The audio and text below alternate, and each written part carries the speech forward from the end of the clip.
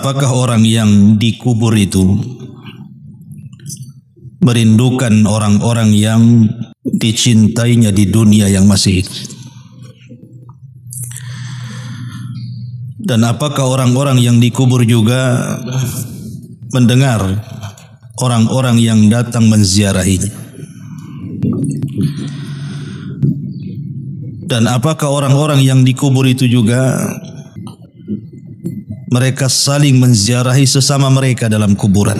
Dan yang terakhir tentunya bicara tentang amalan yang bermanfaat bagi penduduk kubur. Ma'asyiral muslimin yang dimuliakan Allah Subhanahu wa taala. Sebuah kepastian yang tidak mungkin terelakkan adalah kematian. Manusia bisa berangan-angan di dunia, tapi angan-angan manusia itu terkadang bisa tercapai, terkadang tidak. Tapi kalau kematian sebuah kepastian, kullu nafsin dha'iqatul maut, setiap jiwa itu pasti mati. Lalu apa yang bisa kita berikan kepada mereka, orang-orang yang sudah meninggal dunia, terutama orang-orang yang baru dikubur? Maka sepakat para ulama ada dua perkara dan yang lainnya diperselisihkan. Pertama doa, dan yang kedua sedekah. Ini tidak ada khilaf ulama. Tapi selain doa dan sedekah ini dikhilafkan ulama panjang. Maka kita akan menjelaskan yang sudah disepakati saja. Pertama, doa.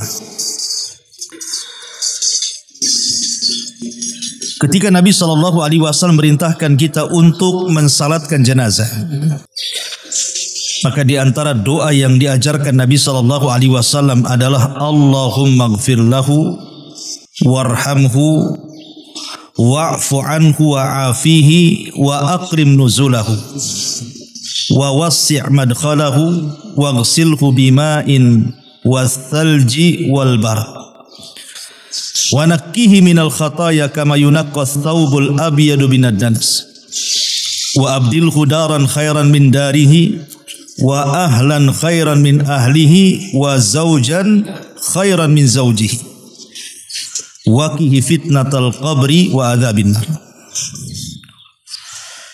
Inilah doa yang diajarkan Nabi SAW dibaca pada rakaat ketiga. Karena salat jenazah itu diawali dengan Fatihah rakaat pertama. Kemudian yang kedua salawat Ibrahimiyah. Kemudian yang ketiga pada takbir yang ketiga baru doa yang diajarkan Nabi. Hadis ini dikeluarkan Imam Muslim dari sahabat Auf ibn Malik al-Ashja'i radhiyallahu anhu.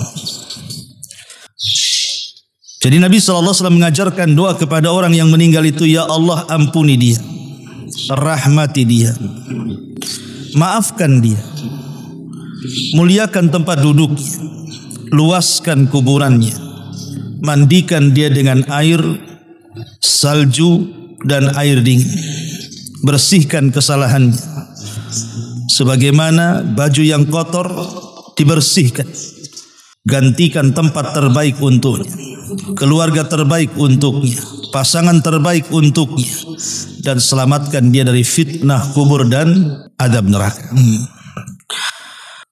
Dan Nabi SAW mengatakan, istaghfiru li akhikum wasalu lahu at-tathbit fa innahul an yus'al. Mintakan ampun kepada Allah atas dosa-dosa saudara kalian dan mintalah kepada Allah ketetapan agar dia bisa menjawab, karena dia sedang ditanya. Dan beberapa riwayat yang tidak mungkin saya baca karena panjang juga, kesimpulannya adalah kalau seandainya kemudian kita menguburkan jenazah atau menziarahi kuburan, maka doa yang disepakati yang harus kita berdoa untuk ahli kubur itu tiga. Pertama, mintakan kepada Allah akan ampunan dosa-dosanya. Yang kedua, mintakan kepada Allah agar dia dirahmati. Dan yang ketiga, mintakan kepada Allah agar dia dapat ketetapan saat menjawab pertanyaan mungkar dan nakir. Ini doa yang disepakati. Jadi kalau antum mengantarkan jenazah atau berziarah kuburan, maka 3 perkara ini jangan sampai ditinggalkan. Ya Allah, ampuni orang ini. Ya Allah, rahmati orang ini. Ya Allah, tetapkan jawaban orang ini. Kalau itu orang tua kita, ya kita ngomong, ya Allah, tetapkan ampunan bagi orang tuaku, berikan rahmat bagi orang tuaku, dan tetapkan jawabannya dari pertanyaan mungkar dan nakir bagi orang tuaku, dan begitu seterusnya. Ma'asyiral muslimin yang dimuliakan Allah Subhanahu wa taala, ini yang pertama. Yang kedua,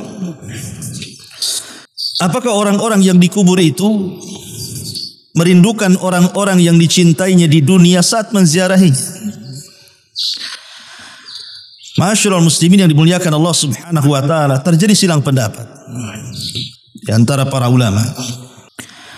Ada yang mengatakan bahwa seperti Syekh Shalih Fauzan hafizahullah taala mengatakan, ijtihad beliau, bahwa apabila seseorang itu menziarahi kuburan, maka orang yang dikubur itu akan merasa bahagia, akan merasa senang, karena juga mereka menanti doa-doa orang yang hidup yang mengantarkan doa untuk diri mereka.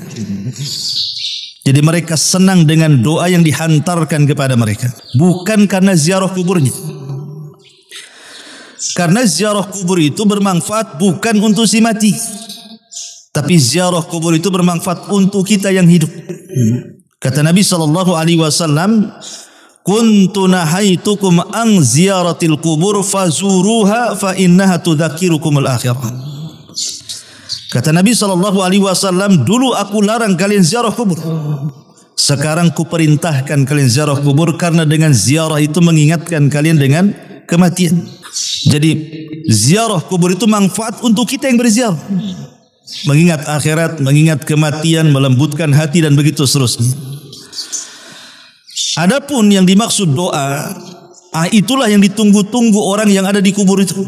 Jadi para penziarah yang datang ke kuburan itu, yang ditunggu oleh mereka adalah doa. Mereka sangat senang dengan doa yang kita hantarkan kepada mereka. Doa apa ya? Doa tadi, minta kepada Allah agar Allah mengampuni dosanya, minta kepada agar Allah merahmati dirinya, dan minta kepada Allah agar dia diberikan ketetapan dalam jawabannya. Ma'asyiral muslimin yang dimuliakan Allah Subhanahu wa taala. Kemudian timbul pertanyaan, walaupun ini sekali lagi ijtihadnya Syekh Shalih Fauzan hafizahullah taala, karena Syekh bin Baz rahimahullah taala ketika ditanya soal ini, dia mengatakan Allahu a'lam. Kita tidak bisa mengatakan tidak juga mengatakan iya. Beliau tawakuf. Ini perkara gaib sampai datang dari itu.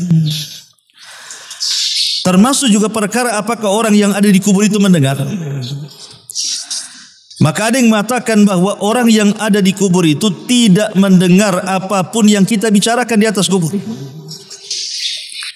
Orang yang mengatakan seperti ini berpendapat dengan surah Fatir ayat 22, di mana Allah mengatakan, wa ma anta bimusmi'in man fil kubur, bahwa engkau wahai Muhammad tidak mungkin memperdengarkan orang-orang yang ada di kubur. Dan juga Allah mengatakan dalam surah An-Naml ayat 80, innaka la tusmi'ul mauta, engkau tidak bisa memperdengarkan orang yang sudah mati. Karena orang yang sudah mati itu terputus amalannya. Apalagi kemudian dia disibukkan dengan nikmat kubur atau azab kubur, disibukkan dengan taman-taman sorga atau khufratun min khufarin nar, lubang dari lubang-lubang neraka, sehingga mereka sibuk tidak mungkin mendengar apapun yang kita bicarakan. Tapi ada juga yang mengatakan mereka mendengar.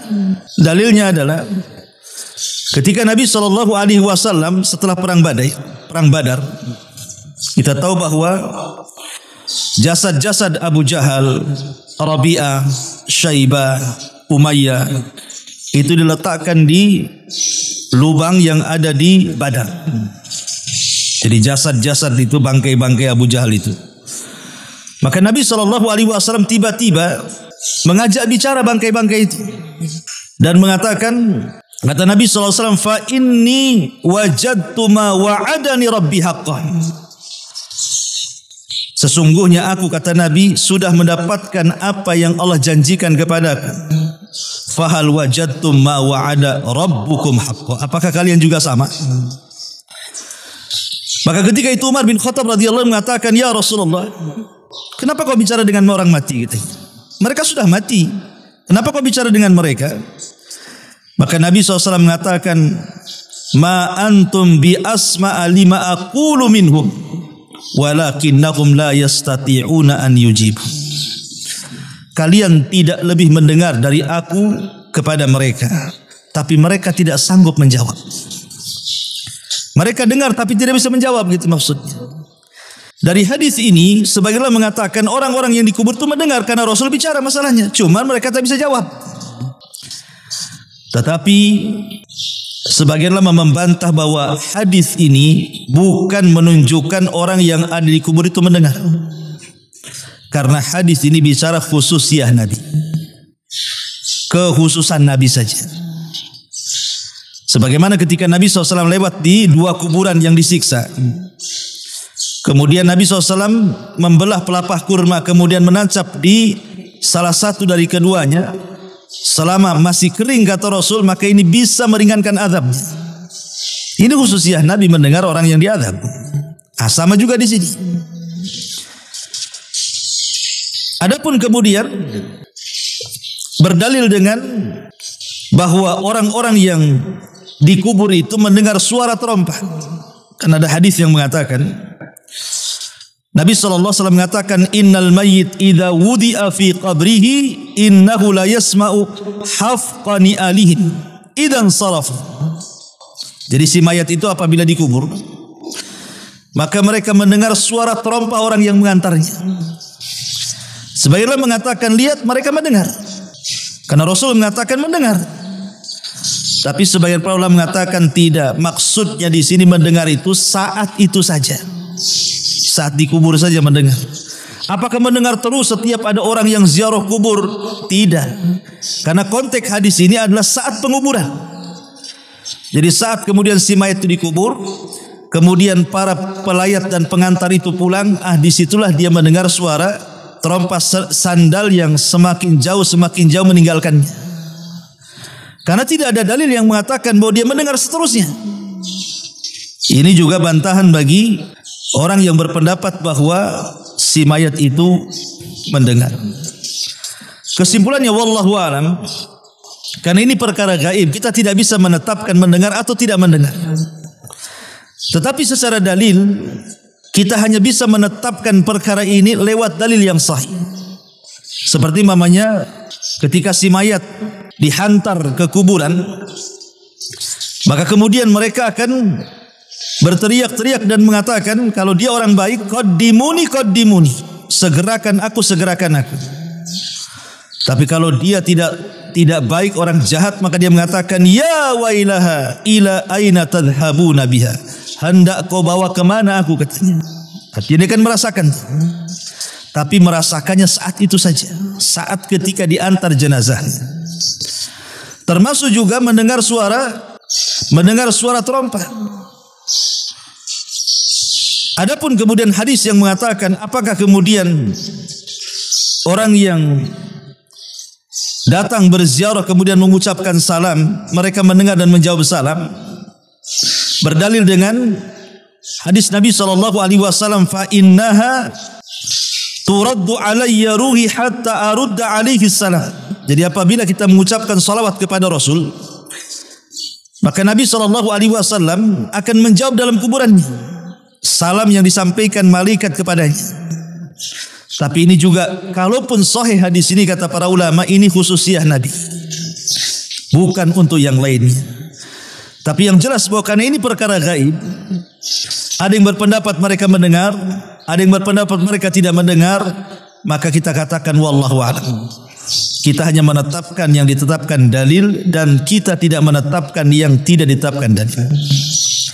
Walaupun sekali lagi banyak ijtihad para ulama bahwa mereka mendengar, seperti Ibnu Taimiyah, kemudian juga muridnya Imam Ibnul Qayyim rahimahullahu taala, mereka mengatakan mendengar. Ya. Ma'asyiral muslimin yang dimuliakan Allah Subhanahu wa taala. Taib. Pertanyaan berikutnya, apakah juga si mayat tersiksa hatinya karena niyahahnya orang-orang yang ada di atas kuburan? Pemanya ada keluarga si mayat itu menampar-nampar pipi, merobek-robek pakaian, memotong-motong rambut, berguling-guling, berteriak-teriak ala jahiliyah. Ini kan niyahan namanya. Seolah menolak takdir. Karena ada hadis Nabi SAW mengatakan, innal mayyit la yu'adzab bibukai ahli alaihi. Sesungguhnya si mayat itu akan terazab dengan tangisan orang yang hidup. Al-Imam Ibnu Utsaimin rahimahullahu taala, dia mengatakan bahwa hadis ini, apakah yang dimaksud diazab di sini? Apa maksudnya diazab? Sebagian para ulama mengatakan dia diazab karena sebelum matinya dia tidak berwasiat. Pamannya, kalau saya berwasiat kepada keluarga saya, nanti kalau saya mati jangan kalian tangisi ya. Kemudian saya mati, kemudian dia menangisi saya, maka kita tidak akan terpengaruh dengan tangisannya. Tapi kalau seandainya sebelum mati dia tidak berwasiat seperti itu, kemudian keluarga si mayat menangis sejadi-jadinya, itulah yang kemudian diazab. Ada sebagian ulama yang mengatakan seperti itu, karena wasiat gitu ya. Tidak diberitahu duluan, kalau dia mati jangan lakukan seperti itu. Tapi kata Syekh Utsaimin rahimahullahu taala, itu hanya sekedar pendapat saja. Tapi zahir hadis ini bahwa si mayat itu diazab, tapi beliau mengatakan diazab bukan berarti diazab fisiknya, bukan. Karena tidak mungkin dosa orang lain dipikul orang lain, kan begitu. Tapi yang dimaksud diazab di sini bukan azab fisik, tapi diazab di sini maksudnya hatinya itu merasa tersiksa. Seperti umpamanya seseorang yang safar. Apa kata Nabi SAW? Safar itu qit'atun minal azab. Antum safar, kata Rasul, safar itu potongan dari azab. Apakah ketika antum safar antum diazab? Tidak kan? Cuman orang safar itu tidak enak. Orang safar itu walaupun tidak ngapa-ngapain capek, lelah, letih, kan begitu ya. Maka yang dimaksud diazab di kuburannya karena niyah orang hidup itu bukan diazab fisik, tetapi hatinya merasa sedih. Itu yang disebutkan oleh beliau Al-Imam Ibnu Utsaimin rahimahullahu taala. Kemudian juga masalah yang lain, apakah orang-orang yang ada di kuburan itu mereka saling menziarahi satu dengan yang lainnya? Pamannya, orang tuanya meninggal duluan, kemudian anaknya menyusul. Apakah di kuburan kemudian anaknya bisa menziarahi orang tuanya atau sebaliknya? Di sini pun terjadi silang pendapat. Al-Imam Ibnul Qayyim rahimahullahu taala dalam kitabnya Ar-Ruh mengatakan ya, bahwa orang-orang yang ada di kuburan itu saling menziarahi selama mereka mukmin. Tapi kalau mereka kafir, maka tidak saling menziarahi. Kenapa? Karena orang kafir sudah sibuk dengan azab kubur. Tapi seorang mukmin diberikan nikmat. Kemudian Al-Imam Ibnul Qayyim rahimahullahu ta'ala dan juga gurunya Ibnu Taimiyah membawakan dalil hadis dari Abu Hurairah radhiyallahu anhu bahwa Nabi SAW bersabda, "Idza hadara atau idza hudiral mu'minu atathu malaikatur rahmati bijarirati bayda fayaqulun ukhruji radiyatan mardiyah anki ila rauhillah wa raihani wa rabbun ghairi ghadban fatakhruju ka'atya birihil miski hatta annahu la yunawiluhu ba'duhum ba'dah hatta ya'tuna bihi babas sama' fayaquluna ma atyaba hadhihi ar-rih allati ja'atkum minal ardi faya'tuna bihi arwahul mu'minin falahum ashaddu farahan bihi min ahadikum bi ghaibihi yaqdamu alaihi." Ketika seorang mukmin mendekati ajalnya, para malaikat rahmat datang menemuinya dengan membawa kain sutra berwarna putih. Mereka berkata, "Keluarlah engkau sebagai ruh yang diridhoi dan menuju kepada rahmat Allah dengan bau yang harum dan tidak dimurkai Allah." Lalu ruh tersebut keluar dan mengeluarkan bau misik yang paling harum. Sampai-sampai para malaikat berebut satu dengan yang lainnya untuk mendapatkannya. Kemudian mereka pun membawanya sampai ke pintu langit pertama. Lalu penduduk langit pun berkata, betapa harumnya ruh yang kalian bawa ini dari bumi. Lalu para malaikat pun mendatangi ruh kaum mukminin yang lain. Ruh kaum mukminin bergembira dengan kedatangan ruh tersebut dengan kegembiraan yang melebihi kegembiraan ketika bertemu orang yang lama tidak berjumpa. Syahidnya yang terakhir ini. Kata Imam Ibnul Qayyim, lihat, orang-orang yang beriman mereka bergembira dengan kedatangan tamu yang baru. Bahkan juga dinukilkan oleh Imam As-Suyuti rahimahullahu taala perkataan ulama-ulama salaf seperti Sa'id bin Zubair yang mengatakan, "Idza matal mayyit istaqbalahu waladuhu kama yastaqbil al-ghaib." Apabila orang itu meninggal dan anaknya juga sudah meninggal, maka anak dan bapak akan berjumpa dan sangat merindukan seperti orang yang tidak pernah berjumpa kemudian berjumpa. Dan juga perkataan yang sama juga disebutkan oleh Thabit Al-Bunani dan juga Sufyan Ats-Tsauri rahimahullahu ta'ala. Intinya mereka saling menziarahi satu dengan yang lain. Ini satu pendapat dari Syekhul Islam Ibn Taimiyah, kemudian juga muridnya Imam Ibnul Qayyim, dikuatkan oleh Imam Suyuti dan ulama-ulama yang lainnya. Tapi sebagian ulama mengatakan tidak. Karena riwayat tentang ziarah menziarah itu tidak ada yang kuat. Tidak ada yang kuat katanya. Seperti Syekh Sulaiman Ar-Rahayli hafizahullah ta'ala mengatakan tidak ada. Kemudian juga Utsman Al-Khamis hafizahullah ta'ala juga mengatakan hadisnya lemah. Karena mereka disibukkan dengan perkara-perkara yang sudah jelas. Kalau dia orang yang beriman, berarti sibuk dengan nikmat kubur. Kalau dia orang kafir, maka sibuk dengan azab kubur. Tidak mungkin mereka saling menziarahi. Tapi sekali lagi ini perkara ijtihad ulama. Kita tidak bisa menetapkan ziarah ataupun tidak ziarah. Dan ini perkara gaib masalahnya, ya. Perkara gaib ini harus berdasarkan dalil yang jelas. Karena juga para ulama ada yang mengatakan berziarah, ada yang mengatakan tidak berziarah. Dan mereka ulama-ulama besar seperti Syekhul Islam Ibn Taimiyah, Imam Ibnul Qayyim rahimahullahu taala, Imam Suyuti dan begitu seterusnya. Intinya bahwa wallahu a'lam ini perkara gaib. Mereka bisa mendengar, mereka juga mungkin berpendapat ulama yang lain tidak mendengar. Mereka bisa berziarah dengan satu dengan yang lainnya khusus bagi orang-orang yang beriman, ataupun sebagian mengatakan tidak ada ziarah di situ. Wallahu a'lam tawaquf. Ya, tapi yang jelas bahwa kita beriman kepada Allah Subhanahu wa taala bahwa ada alam yang disebut dengan barzakh. Alam kubur yang memisahkan antara alam dunia dengan alam kuburan. Tapi yang sangat ditekankan adalah bukan permasalahan ini, tapi apa amalan-amalan yang bisa kita berikan kepada mereka.